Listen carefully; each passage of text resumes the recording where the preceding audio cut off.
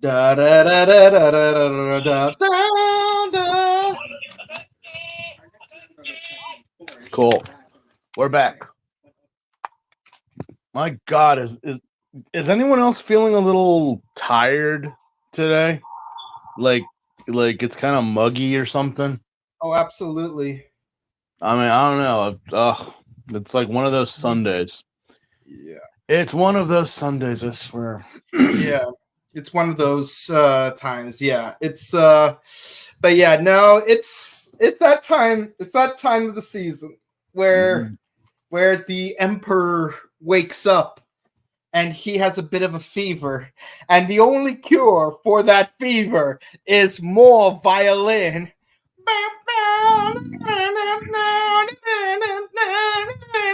But remember, but there's got to be a little splash of violence and betrayal Oh, absolutely. for that to happen. As there always is, and sometimes just a little bit of misunderstanding involved. What is it that we're talking about today? We are talking about Kamen Rider Kiva episodes 21 through 24. Oh And boy. yeah, this is basically a mid-season finale because honestly, if you could really break down the series, like the entire first arc is just 24 episodes, and then you got from 25 to 43, and then the last 5 episodes, and then we're good. And So, this is where it all kind of just we finally get we get the final scene of one form only to reveal a new form. yeah.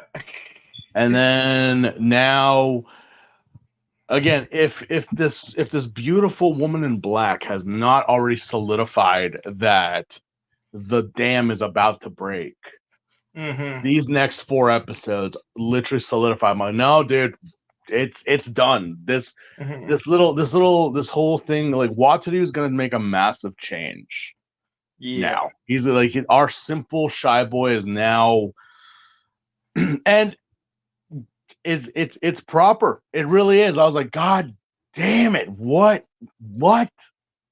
Yep. So oh man, love stinks. Yeah. Especially when others Love get stinks. especially Love stinks. when other people don't mind their damn business. Mm-hmm. Yeah, no. And if this proves anything, Gokon is definitely not the best dating system. I Mm. mean, it's an interesting system in theory. In theory, like I get where the Japanese are coming from, but as If you thought Tumblr or Grinder or even like I don't know what I don't do dating sites. I don't. But I'm just like what is it so many like they're so trash. They're so trash. And I was just like, really? We're going into that and but then again I'm like, well the Japanese were already ahead of the game with that. They already had such things established. yeah, Back in the time of flip phones, if you can believe that. yeah, or rotary, or not Yeah. rotary phones, but like rotating cell Yeah, phones. yeah, yeah. Remember the sidekicks and all that stuff. I was like looking back, I was like, oh yeah, dude, I had that phone.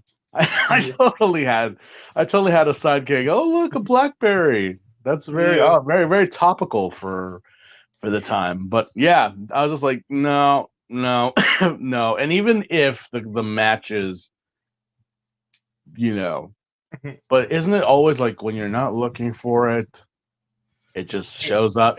shows up. It's like finding a pearl in in a clam, you know? I would say it's more. It's like trying to catch a feather in a gust of wind. It's like only when you're not trying to reach out for it will it like land in your hand. But every time you try to grasp it, it will just ebb away from you. Mhm. Yeah, Mhm. yeah. But Oh yeah, man. so these two timelines, at least for these first 2 episodes, they have a common plot point. There is a Gokon party, and a chameleon Fangire is trying to go after women who buy from this one specific store. So I guess we now know what Victoria's secret is. It's that her customers keep getting hunted by chameleon. Is it something that every time that the Japanese use like for a creeper or for some kind of like Yeah. just like, I mean I've even noticed it in Western media that they use chameleons Mhm. for like the creepy like kind of like just I guess their appearance and just how like that, well, they can't really camouflage themselves completely, Yeah. but it's like they're always considered like creeps or stalkers, chameleon type Right. monsters. I mean, I don't know. I mean, it is how it works. They do stalk their prey, and like their hands are also kind of interesting because it's like they got 3 fingers on one side and 2 fingers on the other side. They're like, Yeah, or it's like three and then pinky and thumb. Like that's how typically I've been told. mm, mm, So yeah, besides knowing Victoria's real secret, the other yeah, secret is that their employees are all a bunch of chameleons wearing skin suits. oh yeah, oh yeah, and yes, so yeah, the Fangire of the day is a chameleon, and a hidden bird motif is a poffit whose beak forms the 2 eyes of the chameleon head, which actually is not a bad idea. It was not. I mean, this one you could actually see the bird, which I was like, Yeah, well, you know what? It would work, especially with the motif of the chameleon. I'm like, yeah, yeah, yeah, definitely that. yeah, because it plucks on its enemies. Mm-hmm. Yeah, yeah. So go see, like the only thing I like about Gokon parties is when it's used in anime, funny things happen. Like, oh, you get this odd stack of male candidates, not often with female candidates, but I think one of the best examples is from Black Clover, where Finral tried to do a Gokon party, and his 2 male candidates were Asta and Luck, and yeah, neither of them's 80 is a good idea to be your I wingman. I don't But know. I, I mean, I've not seen Black Clover. I know exactly what you're talking about, but it yeah, also I have an actual like live. They did a speed dating at a convention I was at years ago, and really, I was helping a lady friend of mine organize it, right? And I was right. like, okay, okay. And so, spreading the news, I'm like, hey, like blah blah blah, like and I was just like in my mind, I kid you not, I was like, this is gonna be a bad idea. I know it is. I feel I so if because it's anything like how I imagine it would be in present day, I'm gonna assume that a lot of the candidates on anime speed dating, let anime me just convention speed dating, won't have the word deodorant in their vocabulary. say this, okay? Like bless these girls who showed up. There was quite a good number of girls that showed up. I was like, it said, ladies, please show up at this hour. Gentlemen, please show up like an hour or an hour and a half later, so we can get everything all set and prepped and everything like that. And we had a good number. I was like, oh, okay. I don't exactly remember, but it was in the double digits. I was like, okay, pretty good number of ladies, and we got like enough tables here and. And I was like, okay, and I go outside and I see the line of dudes that it's literally like snaking around and then going down another hallway. And then I was just like, there are more than like ratio wise for one girl, there are probably like 10 guys. more than 10 20? Oh my god. more. I was like, oh my God. And I was just like, oh God. See, this What is what why you need to have like a limiter on like I didn't maximum 10 I girls. No, think not 10 girls, but like I think the fact is that a lot of these dorks were like, they were bringing their bros. Because a lot of them were like, dude, I'm just here to fucking like, I was like, well, then why are you in line? Like, but it was just so bad. But what was horrible though is that, I mean, I just got involved just to be a mediator and just to like, hey, blah, blah, blah. And I wasn't even trying. I got like 5 numbers. okay. Pretty good for me. Pretty good for your guy over here. And I wasn't even trying. Pretty good for a ref. Yeah, I was like, I'm not even participating, and I'm getting freaking phone numbers here. I'm like, all right, cool. Yeah. And but I was like, every single guy, I was just like, you know what? This is going exactly how I would imagine. It's just this is the Dudes saddest that thing. don't shower. They probably ask if like they It's cosplay while Here's making the thing. whoopee. Wataru is a very handsome man, but he's Mhm. kind of dorky. He's the stereotypical like shy meek, but Mhm. um But he's he's not. endearing. Yeah, he's endearing. He's not a weeb. He's not. Like, I mean, his awkwardness is within social. Like, oh, I get it. Like, but when you get like someone like that who's in the anime or in any type of nerdy culture, it's like. But enough rapping on the weebs. Let's get to my boy Wataru.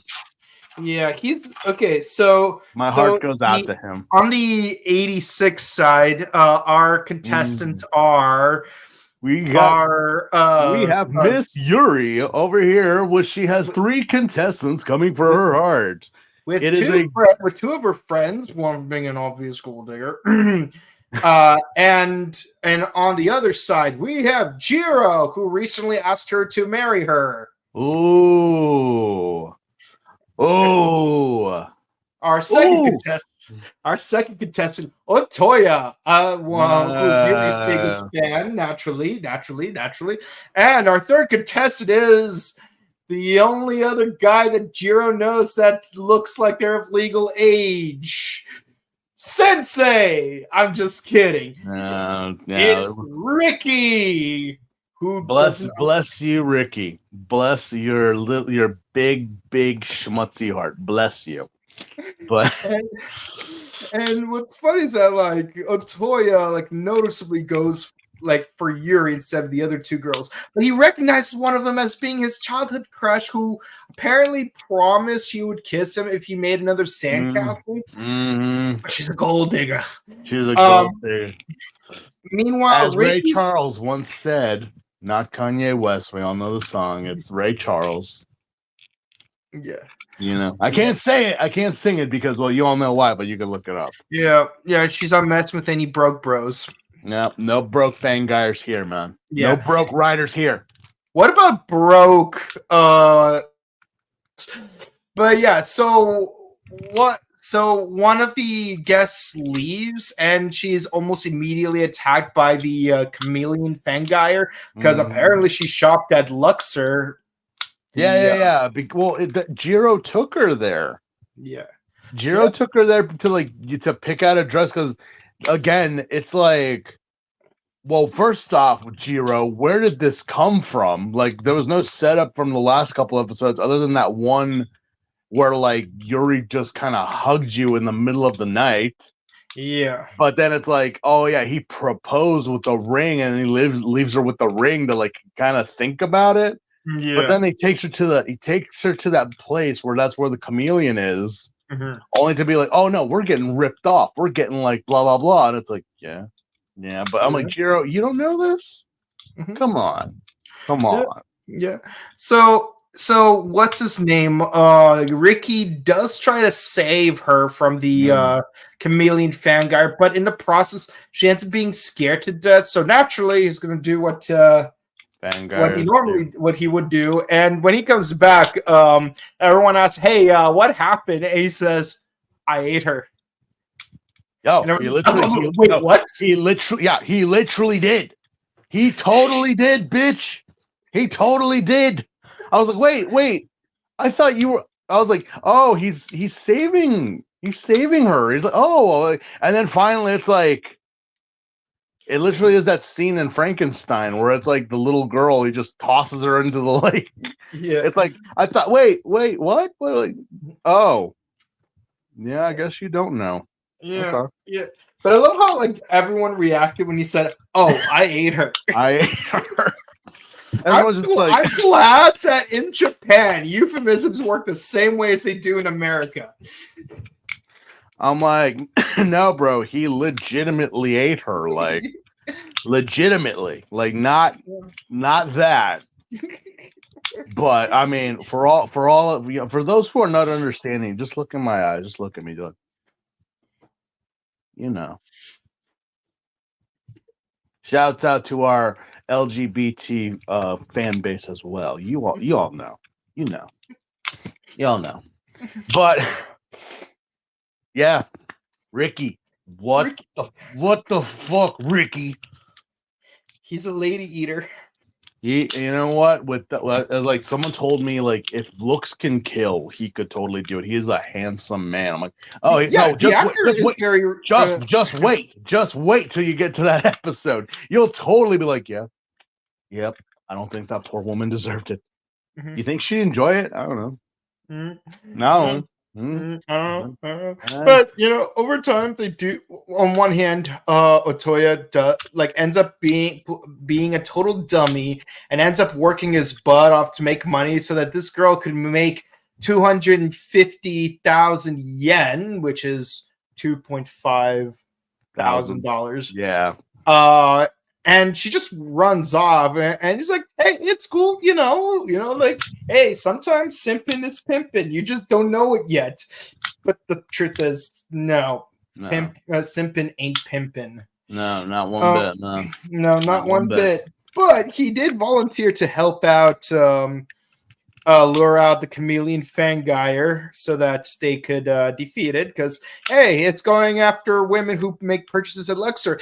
And he does it in the most Red Ranger way possible. At least Red Ranger at the time. He disguises himself as a woman. Gets in drag, yeah. No, and this was, I don't get why, but there's a there was a thing floating around a while back, and still to this day, where it was like apparently there was a collage of like Sentai actors in drag, but it's officially in drag.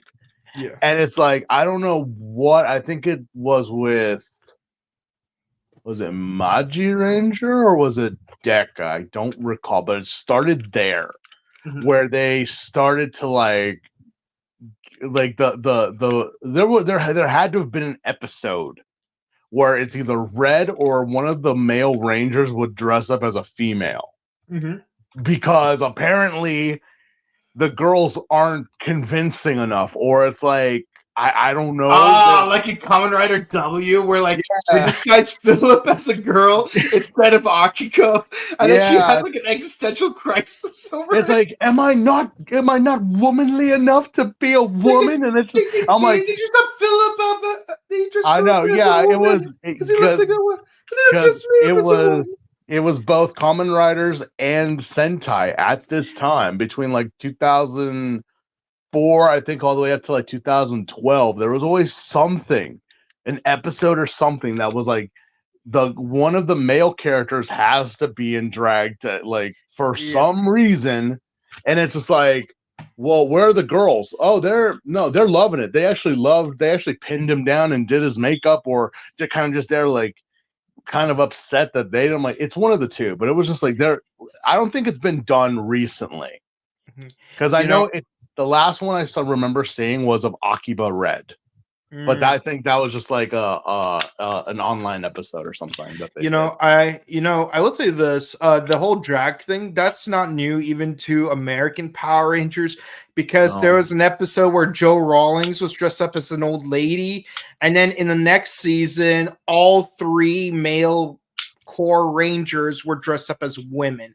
And I have to say, Jason Font in that skinny rubber red dress, it's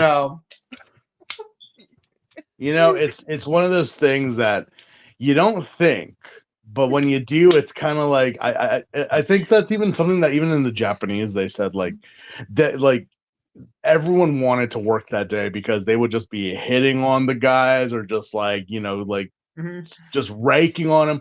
I think I know for a fact that the actor who was Alta in Ghost Sager, he didn't, there wasn't an episode of that, but he did do it. He was in the live action Orin High School Host Club, where they did do an episode with that, and they were just raking him, because if Alta didn't look already kind of feminine to begin with, it's like Well, put him in some makeup and a nice wig and make him look like a schoolgirl, and it's just like, oh, the things that he said they told him. It's like,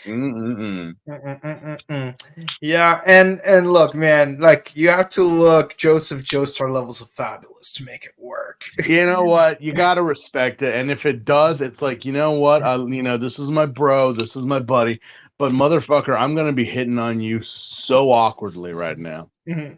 No homo, but All of the homo. I am gonna make you feel like now you're gonna know what you do to girls, and I'm hopefully you understand. You know. And speaking of which, when they did scare off the chameleon Fangeyer, instead of defeating it proper, they like Otoya's like gets up, pulls out his padded out blazer. It's like so this is what it's like to be a woman like chased by a creep. I never want another woman to experience this ever again. And then you see that little moment in Yuri's eyes where she feels proud of him. He learned his lesson. He had his Johnny Bravo moment. He had his Johnny Bravo moment. Yeah, he did.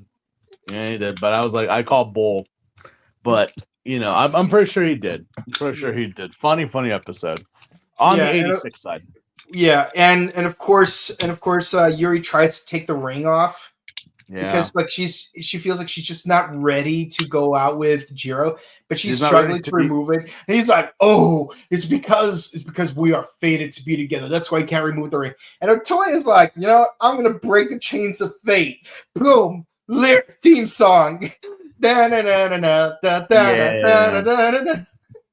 no, it's the fact that Yuri just didn't want to commit because Jiro was like so adamant in doing it. I'm like, I would have thought like Yuri would have been the one to like, push. But no, it was. I mean, well, obviously, like you want to go with traditional roles. It's like no, well, it's the guy that must propose. But it's like, wow, Jiro was he was down to get down.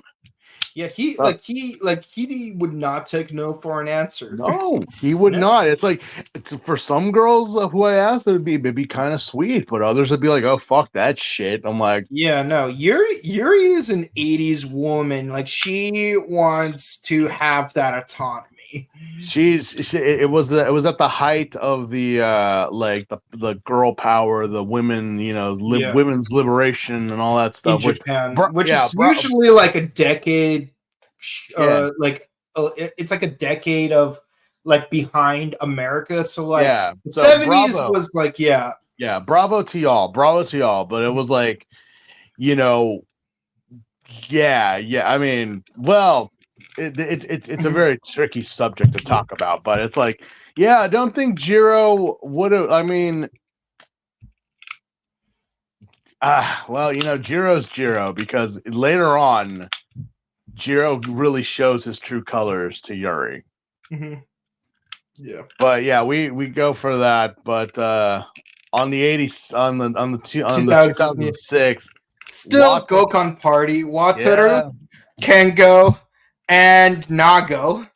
Nago. Who's not happy to be there. When is he ever? Kengo is. Oh yeah, of course. Wataru is just like, I'm just here to hang out. You're just here to support your bros, Wataru.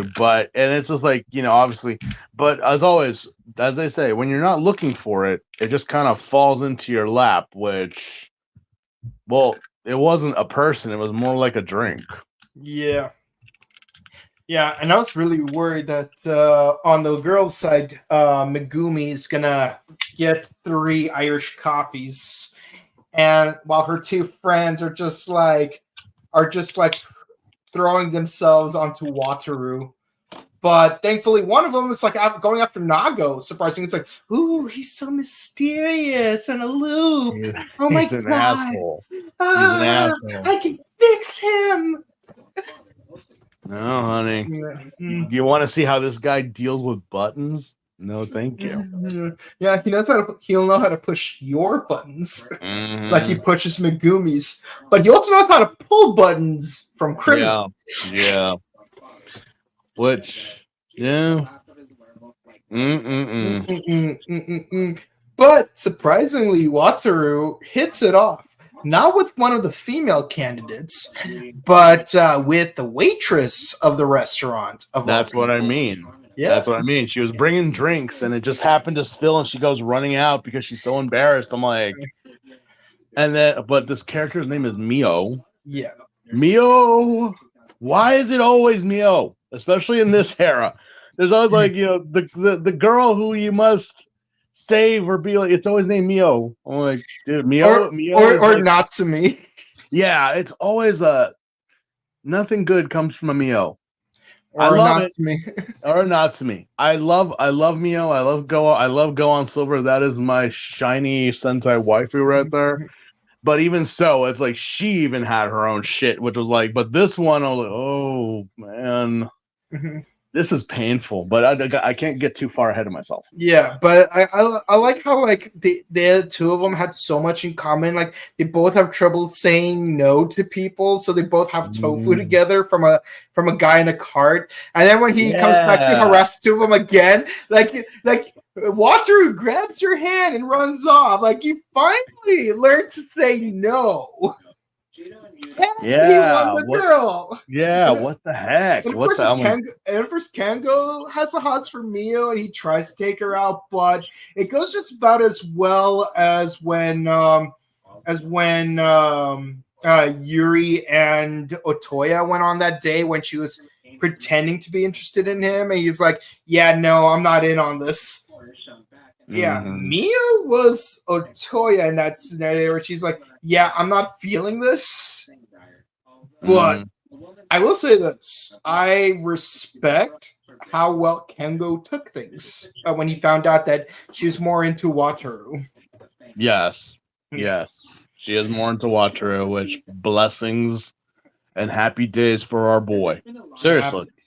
Yes, now we just have to hope she's not a Fangire because he does have a nasty habit of befriending Fangires.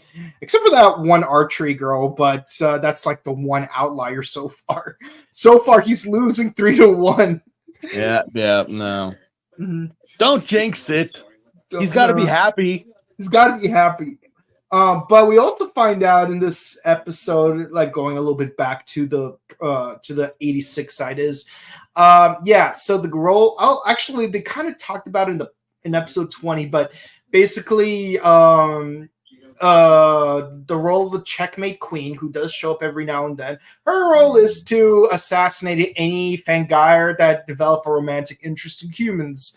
So that's a thing that we're gonna have to worry about in 1986. It's very as someone put it to me, I was like, it's kind of like a metaphor for like racism in a way, man, because in a way it is, yeah. You're a Fangire. We are above humans. Humans are the lowliest, whatever, how the queen, how she sees it. So yeah, there's a scene where literally it's like we have Rook, who was going to do something to a bride and groom because his game was to like kill brides, but it's like, oh no. This specific bride, this bride in particular, she's overlapping both of our jobs, and as queen, I outrank you. So go get electrocuted. This one's mine. Yeah, no, she literally said, I will do this one myself. Like, and didn't even leave the poor woman intact, not even her dress, just completely obliterated, but then with cold eyes and just like a little walks away, puts her cloak on and just walks away. And I'm like, and I'm just thinking to myself, okay. But Wataru. I'm like, I'm like, oh no, because again, whatever happens, it's gonna affect the main lead, obviously. Yeah, I'll say this. But yeah, to finish off everything from 2008, Chameleon shows up again, still trying to go after women who buy at a particular clothing store, and it just so happens Mio got a blue dress from there. But fittingly enough, Wataru does defeat him using Dogga Hammer. And yes, like how you mentioned, the eye on the hammerhead is like it does dispel a concealment. It opens up and just does a There you are. scan. Yeah. Which I'm like, wait a minute, how many Fangires were able to disappear and you just barely whip it out right now? Mm-hmm. But this brings us back to like a question I've had from a previous episode.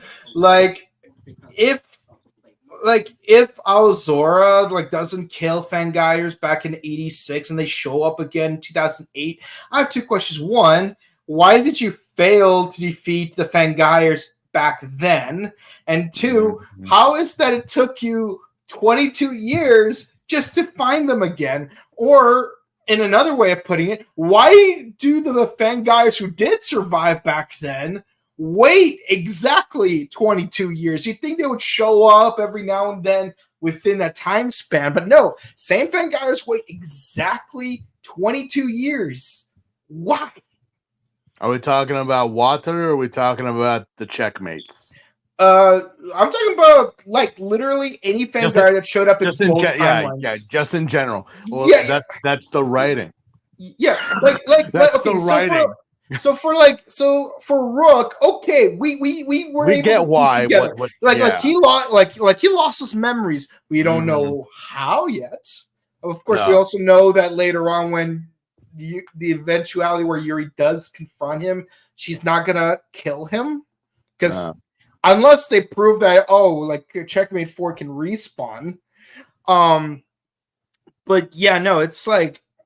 But yeah, it's like, why do you guys like stay in hiding for 22 years and then suddenly rear your ugly heads? No offense, like back into, like I say, no offense to the Fangires watching our video. Like why do you wait exactly 22 years? Why not stay in hiding? Why not wait 5 years or 15 or 40 for that matter? But at least with the Chameleon. With Chameleon, it's like I get that you weren't able to defeat him because, like, he disappeared because, like, he's a chameleon, an American chameleon. But you're telling me that he's been running or like being involved with this bridal shop, and no one has literally considered thinking about, well, whoever buys it, they disappear when they buy stuff from here. So wouldn't that be? But then again, the plot doesn't take place in 2000, 2004. It takes place in 2008. So that is there is no in between 86 and 2000 and 2008. There is no in between. It's just then and now. So maybe they did. Maybe they were around. I don't know. It's like they walk among us as many conspiracy theorists. Yeah. So. Yeah, I think that's your score for these two episodes. Again,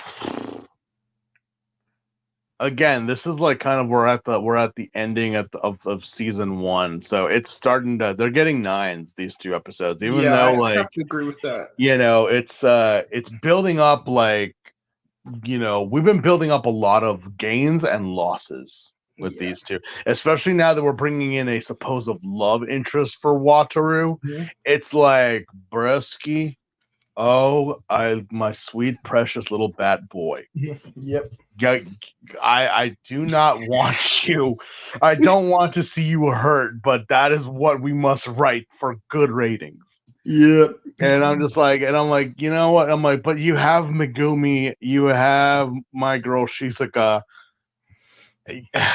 I mean, I guess you got Nago, but Nago wants to fucking kill you. But just like you got Kiva and you got Castle Dora. At least you got some damn good properties. Keep going. Yeah, but yeah, I agree with you. 9s all around for these two episodes. So these next two episodes, here we are. The mid-season finale. Okay. Oh boy. So, which one do you want to do first, 86 or 08? That's like saying, how do you want me to take the cast off? Or how do you want me to take this bandage off that's bleeding profusely? You want me to go slow or you want me to rip it off? Okay, let's do 86 first That's then, yeah, all right. because like before there is a recurring Fangire. And yes, it is the one that we mentioned way ahead of time. Mm-hmm. The grizzly Fangire, who is bird motif, is a The condor. condor. And and the tips of its wings form his bangs. It's a Mo, mo, very Beatles haircut, you know. yeah, Like this is Paul, this is Ringo, this is I this is George, and Where is ever the there. ring? Without the ring, there can be no sacrifice. Without sacrifice, there can be no congregation. Without congregation, I'm there can like, be no more me. It is true. yeah, like this, the hair was just like it really just. It's like a bowl cut, but more. It's really one of those like, bro, you need to get a haircut. Like you can barely see. It's like what's the breed of dog that's very like that they do the joke where it's just like they snip for him to see like the I know Saint. they're like some type of sheepdogs. Yeah, they're like yeah. I wanted to say Saint Bernard, but I don't But think no, no. Saint Bernard is the big Yeah, like it's Beethoven. saliva dog from It's the movie Beethoven Beethoven. Yeah, or not Cujo, the same, not the Saint Bernard version, not the real OG. yeah, it's just a regular sheepdog, but yeah, but it's a big boy. It is a Yeah, huge huge boy. boy. Now I will say this though, like the Grizzly Fangire is one of my favorite designs It for is very Fangire. it is very, very, very beautifully designed, honestly. Yes, yeah, like I like it a way better than sheep or prawn or earworm. This is one of the really good I ones. will say, out of all the Fangires that have come out, it kind of boils down to like Starfish or Grizzly as of right now out of the Fangires. I guess Frog could be in the top 3 as well just in terms Yeah. of design wise, Oh but yeah. a lot of them have just been like the motif, the style, like what exactly are we trying to Go for. go for here? Like, it's one thing. I mean, sheep was interesting. I mean, unless you told me it was a sheep, I'd be like, what? It looks like Cousin It. It looks like Cousin It. I'm like, but it's like, oh no, it's a sheep. It's a sheep. And I'm Yeah, like, with turkeys on its head. yeah, with turkeys on his head. And I'm like, okay, we're ready for Easter dinner then. Mhm. But yeah, no, this guy. Oh, this guy. And I just saw a documentary about grizzlies in the Pacific hunting for seafood recently. Mhm. Yeah. But yeah, so for this episode, Jiro pretty much goes full Nago and trying to get Yuri to marry him. Oh yeah, he ain't stopping. Yeah, he He ain't ain't stopping. stopping. Yeah, we briefly get a moment where the where like the grizzly Fangire is in love with a human woman, and like he tries to break up with her but fails because she's like it's like your mouth says no but your heart says yes. So Very, yeah, very Freddy Kruegerish right there, man. yeah, so Maya tries to kill him, but Otoya does to her what he did to Yuri when she tried to kill a Fangire. It's like, oh, hello, goddess of my inspiration. How are you doing? It is as if it's fated for us to be here together. And she's like, Mm-hmm. Yeah, Yuri is like, bitch, make up your mind. Do you hate Otoya or do you like Otoya? Can you stand him? It's like anytime he like goes for another woman, even the Moth Fangire, that you got like super like tsundere, like, get the fuck away from my man. Like, but you don't like him though. Mhm. It's like, Yeah. but I can't stand looking at him being with other women. But you hate him though. He's still my man though. He claimed me. I'm like, yeah, but you tell him to get lost, but he doesn't. But yeah, in the end Women. we do. But yeah, so what's his name? So Jiro tries to get Otoya out of the equation by straight up turning into a wolf and like right in front of him and just like But try to murk him, yeah, and it seemingly works, but just like with Ixa and Wataru, yeah, no, he's just lying in a riverbed. He's just lying in a riverbed. He's yeah, good. he's just kind of just there floating. He's just like, well, Yeah, yeah. He ironically gets rescued by the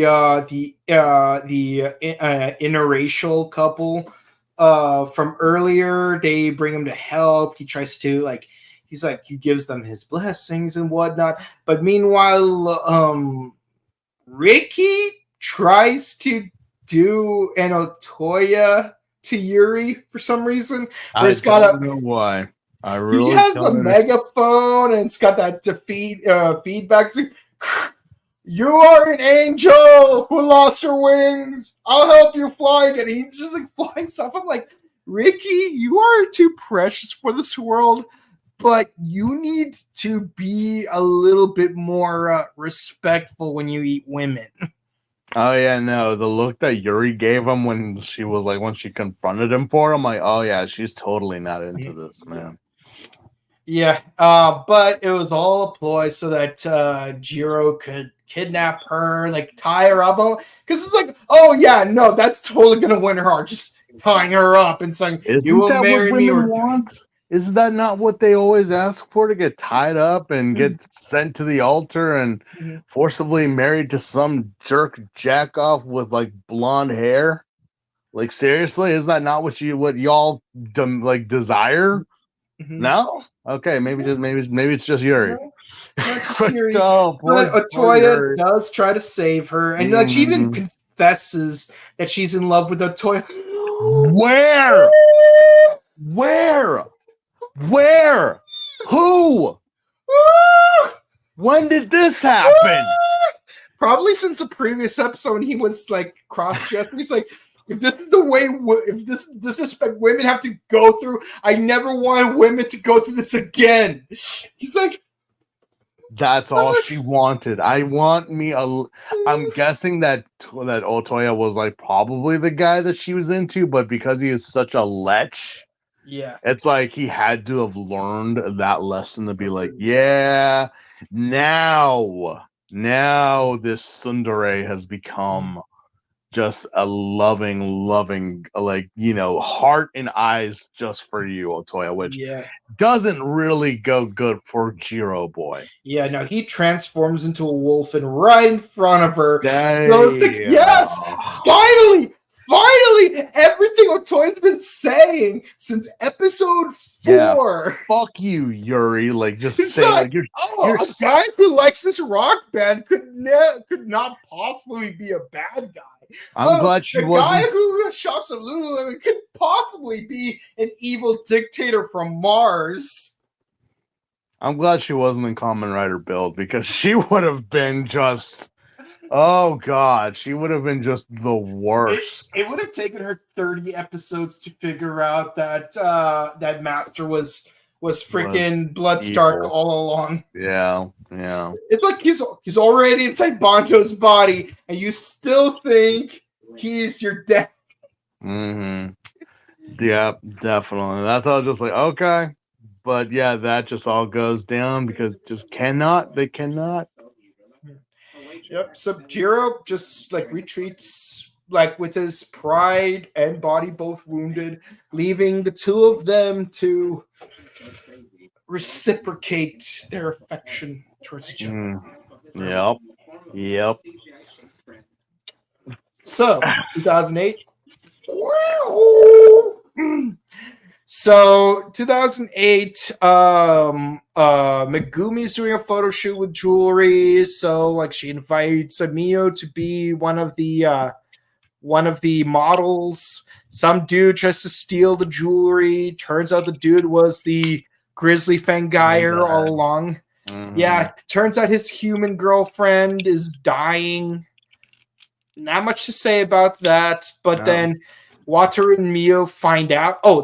He is being chased by Nago though, because he likes to push Megumi's buttons and pull the buttons of other dudes. Yep. But when Wataru and Mio find out about like why he's stealing jewelry and why he's like trying to steal them for his dying girlfriend, they're like, oh, let's help them. So then they convince him to carry her to this tree that they planned when they were younger, which is a cute scene. But sadly, she dies in his arms, which is sad, but like such is life. Unfortunately, Nago shows up right then and there. This causes him to go into a tirade. Not a tirade, a tantrum. He turns into a Fangire. And of course, this ends up endangering Mio's life, which causes Wataru to have a fever of emotions. Yep. This is it, people. This is it, because I don't know if it was official or not. I don't know if it was if it was put on Facebook or MySpace at the time. Who knows? But because of what he's seeing, apparently a little friend shows up in Castle Dora. We've never seen him before. He just happens to crash through the ceiling. Kind of freaks everyone out. Like, wait, what? Mm-hmm. And he just says to them, like, hey, I forget his name. Please remind me. Jiro, Ricky, Ramon. No, our little new bat friend. Oh, Tatsalot. Yeah. Because he's just like, I'm here, like, blah, blah, blah. And apparently he knows Kibat the Third. Mm-hmm. He knows him. Like, apparently they went to college together. They used to be dorm mates. I don't know. This is his college bro. Although I was like, is that a bat or is that a dragon? He's a dragon. It's a dragon. It's a dragon. He looks like a vampire bat, but he's actually a dragon, which is appropriate for reasons we're going to go into at around episode. Actually, no, we're going to go into it next week. Actually, fairly soon. Yeah. Very soon. Yeah. So it's actually appropriate that he's a dragon and Kibat is a bat. But yeah, because of what's happening. Yeah. No, please go. Please continue. Oh, and when Grizzly slaps Mio out of the way, we noticed into a tree, literally. We noticed that something appears on her palm. That looks very familiar, and that enrages the Grizzly Fangire. Yeah, into saying, the two of you deceived me." Yeah, and we're thinking, what did they deceive him about? What? But of course, just as he's about to kill Mio, he turns into Kivat Emperor form, and he does his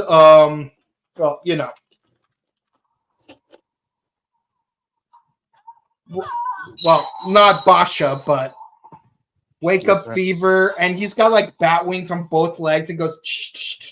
Yeah.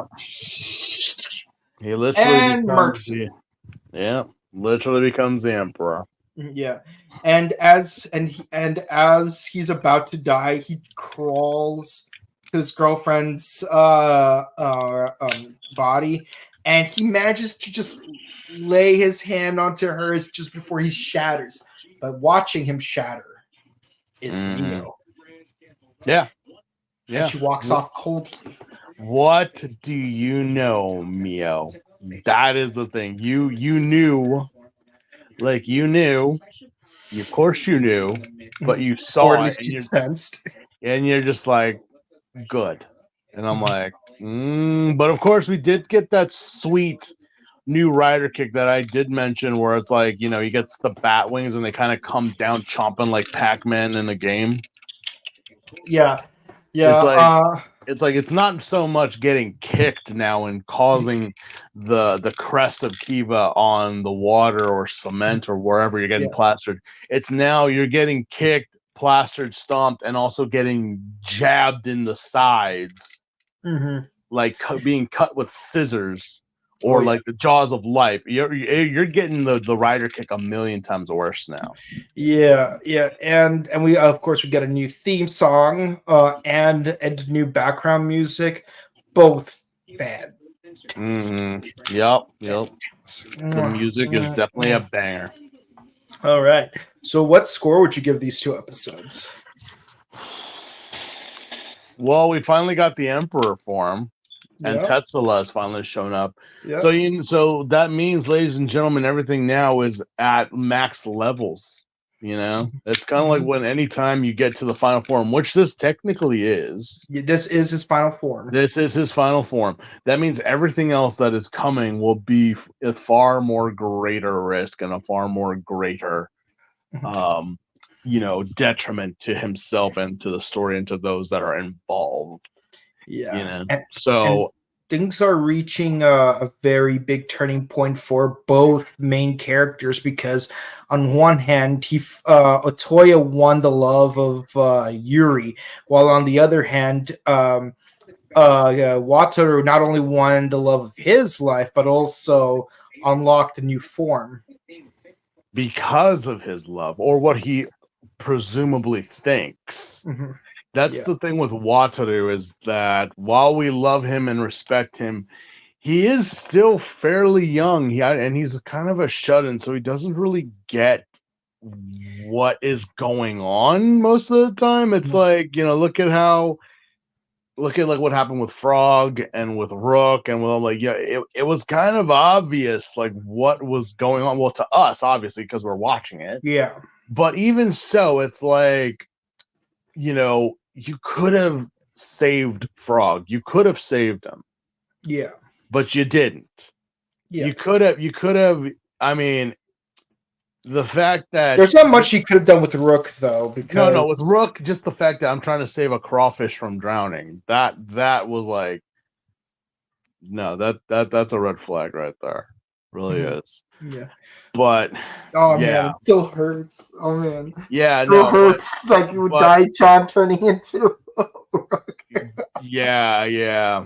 But yeah, I mean, the thing is, he gained. It's kind of played out, but the power of love is what made the Emperor come out. Which, for those who know or don't know about vampiric lore, or like even reverting back to the original Dracula, it's that vampires are creatures of sexual desires or romantic desires. That's what fuels them. In in the original lores, and I don't know about feral now. desires, like like feral in the context of like your base instinct to survive. Yeah, so it's kind of like having Wataru care for some girl that he barely met, but he's developed such feelings for it. It's like, no, he it unlocked it, but the fact that we see her, at the end, just like standing there, like, with a little smirk on her face. It's like, oh, girly, who are you? What are you? And what do you know? Which, we're gonna get there, and that's what's gonna be even worse. Yeah. So again, no, go ahead. Yeah, go ahead. Well, I say, like, in total, like, all these episodes from these 4 get a 9 from me, just with just the build up. Like, this is it. This is end of stage 1. We're getting into stage 2 now. We're gonna get more into the lore of Castle Dora, of the checkmates, and it's for me, I would give the 23 an 8 and 24 a 10, because 23, not much happens, but it's there to build up It's a for build-up show. yeah, it's a It's like build-up episode, but 24 not only pays off what episode 23 built up, but what all the first 23 episodes built up. There is massive payoff. And while it closes doors on certain story arcs, it also opens doors on new story arcs that we are just dying to see unravel. And yeah, yeah. So what are your final thoughts on the arc as a whole? Since since we are now done with the entire first arc. well, again, we got this is kind of like the thing I mentioned from the very beginning, where a lot of people say that Kiva is so hard to watch because you have two stories playing out at the same time. So it's like, what do you? We focus more on the past than we do in the present, and now that's wrapped up. That's wrapping up. It once we Yeah. hit this, so it's wrapped up. Yeah, I'll say this. You're right. Like, I did notice. I feel like there's more going on in '86 than in 2008 in the first half of the show. But then moving forward, we're gonna start seeing more plot occurring in 2008 and a lot less in '86. I mean, I'm not saying there won't be, or there's gonna be very minimal amount of it. It's just that like there's less to tell in what's left of it. Where the setup is already done. I mean, if you were to just focus on, if the story was just about Otoya, I'm pretty sure we would have been done by at least like 12 or 11 with everything that was going on. Oh But because we're taking both timelines, that's why it took us this long. It's like, because most people, as I said, they want to focus on Wataru. They want to focus on Shizuka and Megumi and Nago and all of them. But then you have, this castle that has these three guys in it. You have Ricky, Ramon, and Jiro. And why are they not moving? Yeah. Why are they not outside? Why are they only? There's a story there, and that's what I mean. Even now, I'm one of the very few. And what was the promise that they made to Otoya? Because they did mention they made a promise to him. They made a promise to him. But up to this point, where we left off, Ramon and Ricky just barely got new jobs at the coffee shop, while Jiro, where we last find him, up to episode 24, he hates Otoya. Oh yeah, no, he hates him because what happened that caused the respect to come back, or to respect to be, made with these three. So you need that story. You need the story of Toya and Yuri and all of them. And also it sets up the back for a lot of these Fangires that they face, because it's like, wait, so they were also there. So it's like, yeah, that's why a lot of, I mean, as I was saying, I mean, I defend Kiva with its storytelling. It's not as straightforward as other writers, but it's like, yeah, it's telling you like the long saga of the character of Kiva, of Kiva the Third. It started off here, and now it'll sort of finish here, like when we get there. But it's like, why is everything the way it is? Why are the Fangires here? So you're telling me they exist along humans, but they separate themselves. Why? And why is it that humans have the domain while they don't? Why is it like blah blah blah? And like, that's the thing now that we're going to be focusing on, and that's why some people kind of turn off Kiva, because it's like, no, we were going back and forth. Well, not so much now. So much now. You want Wataru's story? This is gonna be Wataru's story now. Yeah, I will say this. I actually really like multi-generational stories where like actions of previous generations have consequences in future generations. Honestly, I probably would not be as big of a JoJo fan as I am now if it wasn't for Kamen Rider Kiva. I mean, like, I have known that the video game JoJo's Bizarre Adventure existed, which I mean Part 5. like I knew it existed. I didn't know that it was based on a series, but like I love the idea of like having multi-generational stories.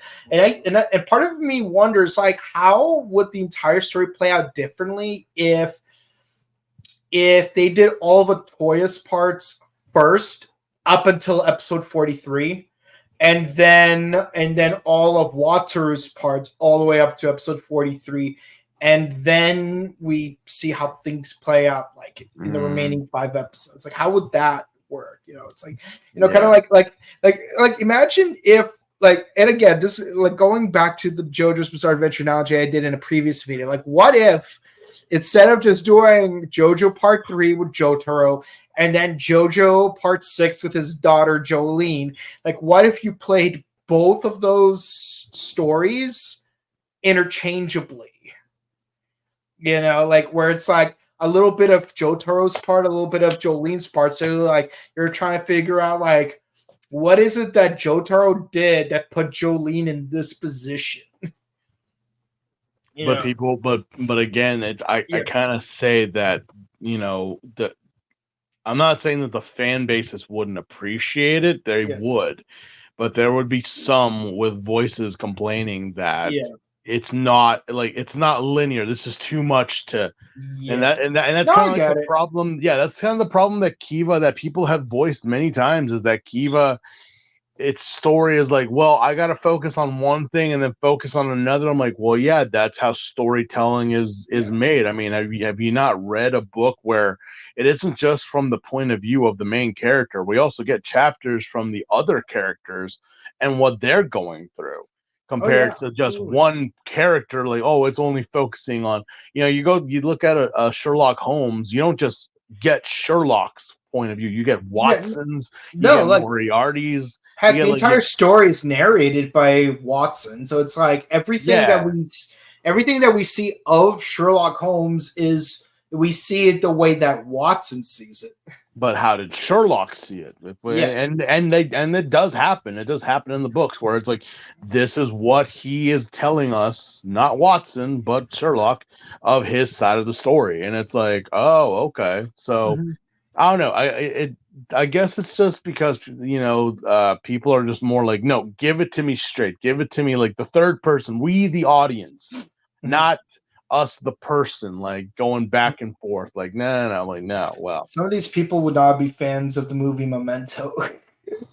I'm surprised even anyone's a fan of Star Wars, pre Disney, because I'm like, that's a lot that Lucas was doing back in the day.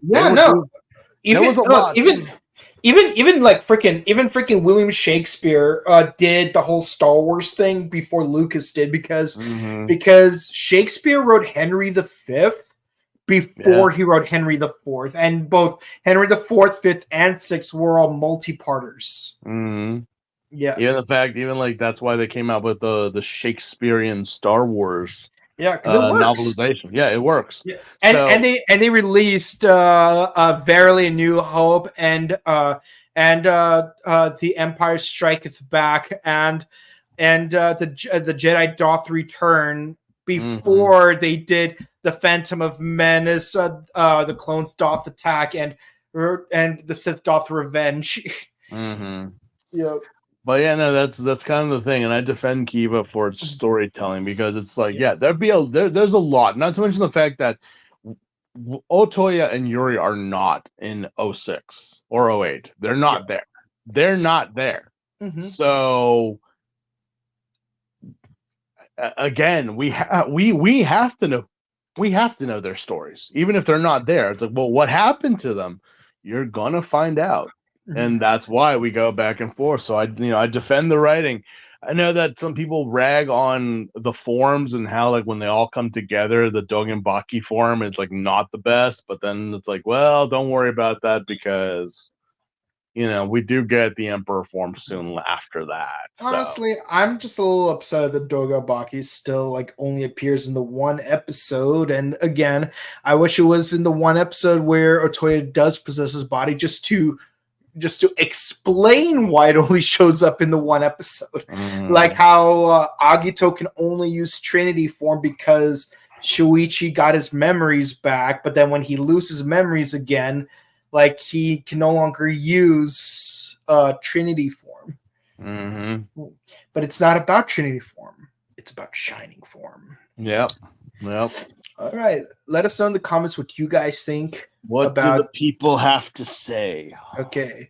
Buttery Show. Hello, Buttery Show. Hey, congrats. You're halfway there. That's right. We are halfway there. 24 more episodes plus one movie and one Hyper Battle DVD, which can be easily summarized in 5 minutes. Mm-hmm. But we got to stretch it out to an hour. Yeah. Okay. That much is true. The queen finally awakens, as does the emperor. Yes, but there is no emperor chess piece, though. No, that's the thing. It's like, well, there is an emperor, but as has been stated, what is an emperor to a king? Mm-hmm. Yeah. So it's like, so wait, there's a king? Of course there's a king. Yes. Of course there is. There's chess. I am still trying to figure out why Nago and Megumi hate each other. That keep racking your brain on that one, because I've even gone to philosophers and asked them, and they don't even get it. Yeah, we asked quantum computers, and they're still calculating. Okay, X-Men EXE says Sin Prince is hot. You shut the hell up, X-Men EXE. I know exactly who this is. Like I know I'm cold. Shut your whore mouth. I mean, he's not wrong. You're hot and I'm cold. You're yes and I'm no. Well, I know who it is. So. Okay, gotta love Yuri in these episodes. Exactly. You know what? They really mellowed down on her hair, which I was just like, this is a real Seinfeld like type of situation where it's like Elaine was very funny in the beginning, but had way better hair towards the end. Yeah. And yet it's like this is the reverse. It's like where Yuri is just insufferable through and through. She had really boss hair. Yeah. Just really boss hair all the way through. Yeah. Hell yeah. I guess that's an agreement with you shut your mouth. I don't know who this person is, so I'm not gonna comment. You better do what you need to do. Whatever happened to Shizuka? Yeah, she doesn't appear in these 4 episodes. Poor my darling wife. I don't know what happened. Like she was just in a van, and that's it. Like she's just driving. I'm like, okay, yeah, hi guys. I'm in this show too today, but I'm not in these episodes because I guess my son has a girlfriend now, just like all mothers must go to the sidelines. So like, I still can't believe that. I still can't believe that we got a 22-year-old with a 14-year-old mom. That you know what that it's you know what, but now let's do it properly. She's like 32 now, and he's like almost 40. Wataru's like almost 40. Yeah, and they still look damn amazing. They still do. Yeah, they need to come. They need to do a reunion, just like they did with my boys in O's. Yeah, or Fives, because you got the 20th anniversary movie, which I'm almost done paying. Seriously, how long ago was Kiva? 2008, right? So we're like, it's almost been 20 years. Yeah, it's all. I mean, you could get a reunion of everyone to come back. I mean, there is a YouTube video I found, or someone sent to me about like what the actors look like now, and they have not changed at all. Especially Jiro. Shizuka has not, but her name is Riko. Love Riko. Love her. I actually found one of her modeling books and have it. So I was just like, oh, I want to meet her one day. But Jiro still looks the same, but he looks up there. He really does. Wataru. Well, other than the hair, but the hairstyles, and then of course we all know that Kohei is like the Japanese Ryan Reynolds, or God, what's his name? His name? It's crazy how in Kohei's wiki page, like you see him as both Otoya and as Kazumi, like and the two pictures are like right next to each other. Yeah, and it's like it's crazy how he looks younger He looks as hella Kazu. young as Grease than he does. Well, I mean, like technically he's Ixa, so he's still like a not a main rider, but he's like he's like the secondary third rider. He kind of Yeah, shares the but role he's with the still Nago. yeah, he's still Hey, it's like he was W before W was a main rider. yeah. He Kyohei, and he's also a great singer too. He did many of the songs. I think a couple of them also appeared in this episode. But yeah, no, Kyohei, damn, I swear he just has fun. He looks like he's just having a ball every single time he's doing this. Yeah. But yep. Well, that's it for this episode. I hope you guys, or we hope that you guys really enjoyed watching it. If you did, please be sure to comment, like, and subscribe to us on YouTube, Facebook, Twitter, Instagram. Ding the bell icon to stay notified for our latest videos, and remember to share our videos because it helps us out with the algorithms. We do Ultraman Tiga on Mondays. Kamen Rider Gotchard on Wednesdays, Bakuragi Sentai Boom Boomger on Thursdays, and Kamen Rider Kiva on Sundays. And this past week, we did not do Ultraman Tiga because it was April Fools. So we did the American Dynaman. What an episode that was. You guys, I mean, well, it's your show, so obviously, but I was just like, but it looked like everyone had fun. Yeah, it looked like everyone enjoyed themselves, especially the fans. They were like, "Oh my god, what?" Like, whether you know it or not, Power Rangers was a '90s thing and a cornerstone of the '90s, but that does not mean that America has not tried or done an American adaptation of a Super Sentai series before.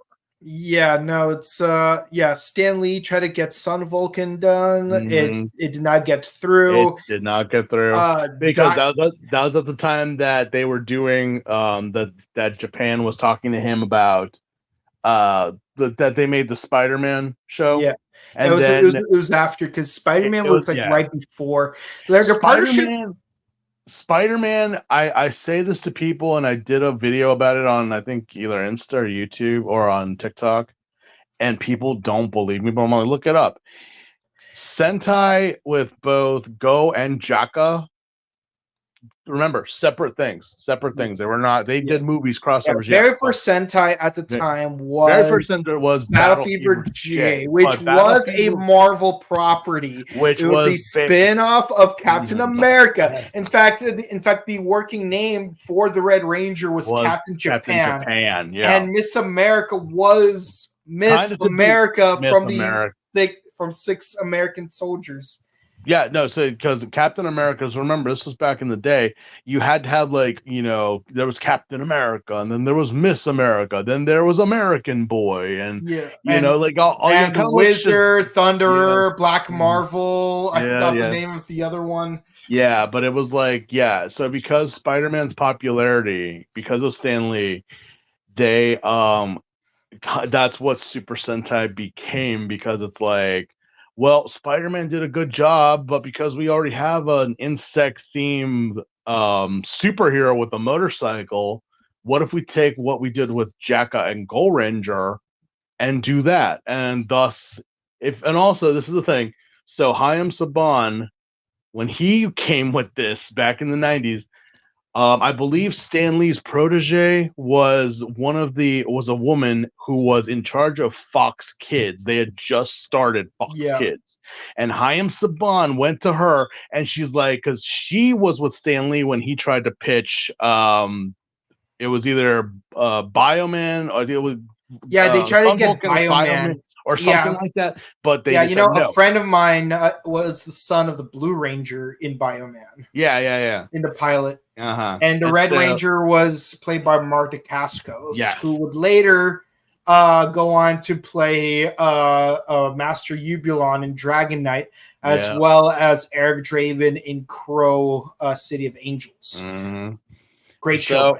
So it's like, so what happened was, it didn't work out for Stan Lee because he wasn't Stan the man yet. He wasn't like anything he touched was gold, but it is. Hayam Saban went to her and she's like, I know what this is. I know what this is. And like, we should do it. I can make this happen. And she told Stan Lee, and Stan Lee was like, all right, that's so cool. And thus we got the Power Rangers. So if it wasn't for our friendly neighborhood Spider-Man, we would not have the Teenagers with Attitude and for almost 20, 30 some odd years. So thank you to Spider-Man, which I'm kind of surprised they never do. I mean, I would say I'm surprised that even in the comics they never did a crossover with the Japanese Spider-Man. They did a crossover with the Masked Rider, which the less we talk about that, the better. But yeah, no. So yeah, it's quite an interesting thing with Sentai, with Riders, and it's all connected to one thing. It all comes full circle. Yeah. And yeah, also check out our sister channel, The Buttery Show, where we do movie reviews, video game news, etc. We just finished Naked Gun month with Naked Gun 33 1/3. So definitely check those videos out. Earlier this year, we also did the Crow month, where we discuss all 4 Crow movies that were released up to this point. Obviously, we did not talk about the 5th one because it has not come out yet. Quick, what are your thoughts?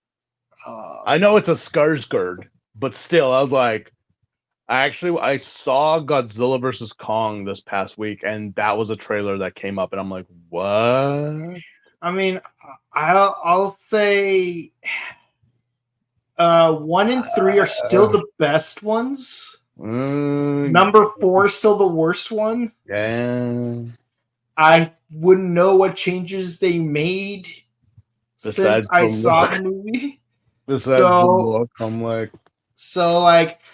I'm still gonna be like, I'm still gonna have to jury out on where it stands against City of Angels, but I don't think there's nothing they could ever do that would make it better than Crow 3. So yeah, it's kind of like them saying that they're planning on redoing Spawn or any of these like darker, grittier characters. I'm like, as entertaining as that would be, I know that it like y'all don't get it.